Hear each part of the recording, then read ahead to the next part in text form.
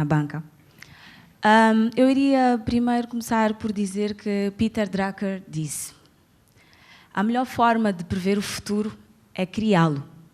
E iria começar por propor até para o próximo, já no âmbito daquilo que se falou, que ações para agora e para depois em Moçambique. De facto, isto é uma das componentes que mais nos preocupa.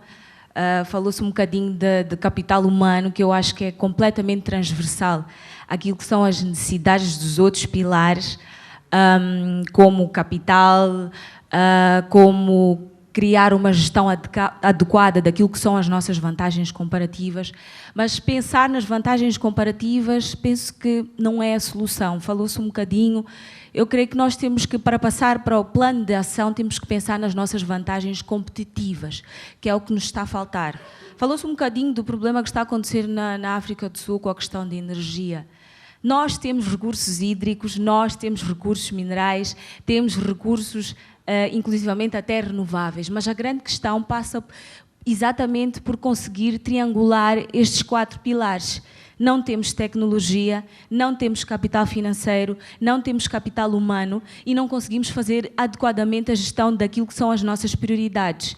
Então, cada vez que pensarmos, de facto, na nossa vantagem comparativa, vamos pensar como é que podemos ter a vantagem competitiva para que não possamos ser um país em que não produz, Moçambique não produz, e passa o tempo a importar, portanto, as nossas próprias matérias-primas a um custo mais elevado.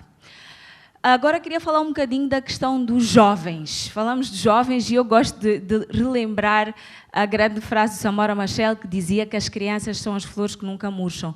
Eu gostaria de dizer, antes dos jovens estão as crianças. E as crianças, de facto, creio eu que são a prioridade substancial em termos de educação para conseguirmos aquilo que nós queremos nos próximos 20 anos. Porque nós não vamos conseguir resultados se não investirmos hoje nas crianças, se não investirmos nos valores e princípios que as têm que governar, se não investirmos para que possamos ter empreendedores e depois se não investirmos para termos de facto aquele pensamento de coletividade e de unidade nacional que já não temos. Então, vamos pensar nos jovens, mas vamos pensar antes nas crianças e vamos pensar antes nessa educação que é necessário investir. E isto ressalta depois, então, para a sustentabilidade. De facto, a sustentabilidade reúne, no meu entender, esta combinação do ambiente e da economia, porque é de facto, esta gestão dos recursos escassos e o fato deles, portanto, não serem renováveis. E isso é importante para as gerações que virão. Porque se hoje tudo o que está a acontecer não permite que os que estão daqui aos próximos anos a fazer um aproveitamento daquilo que são os nossos recursos, então não conseguimos ser sustentáveis.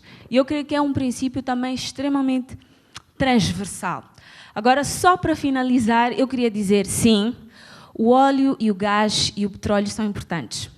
São importantes porque eles vão nos criar como base de rendimento para nós conseguirmos, de facto, investir nas outras prioridades do nosso país. Estou a falar da agricultura, estou a falar da educação, estou a falar de investirmos para a produção. Então, se nós conseguirmos, de facto, com esse investimento que é necessário fazer em termos de formação, que inclui não só, portanto, criar competências para os jovens atuais, mas começar a estimular os mais pequenos a terem esse conceito, então, sim, esses recursos vão ser, de facto, aproveitados e vão ser devidamente direcionados para aquilo que são as outras prioridades. Muito obrigada. Obrigada, doutora Tânia Tomé. Temos espaço para mais uma pergunta, depois vamos devolver ao painel para